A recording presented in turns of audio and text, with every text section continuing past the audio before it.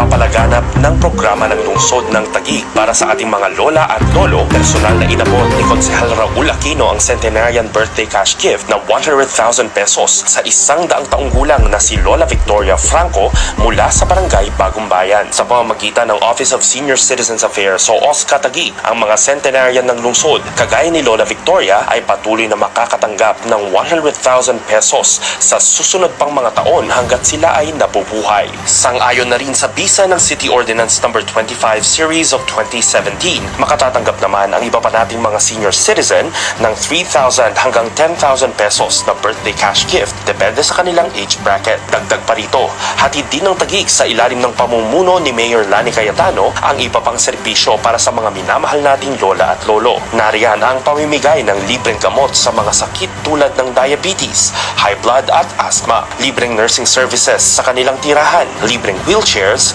canes at hearing aids. Sa pagtahak ng lungsod ng Taguig sa kaunlaran, patuloy ang ating pagsiguro sa kalusugan at kapakanan ng bawat kasapi ng ating pamayanan.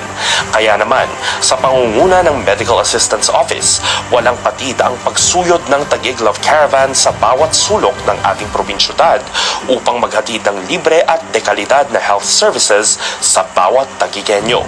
Isa sa mga binisita ng Love Caravan ang Barangay Katuparan, kung saan naghatid tayo ng libreng konsultasyon, laboratorio, dental services at nutrition seminar. Right at your doorsteps kasi malapit lang kami. Sa malaking bagay tapos may vitamins pambinigay.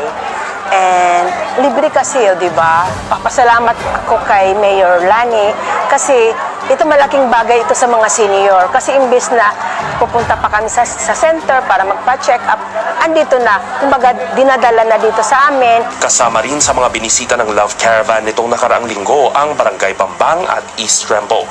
Samantala, nasa inyong screen ang mga libreng health services na maaaring i-avail sa Love Caravan.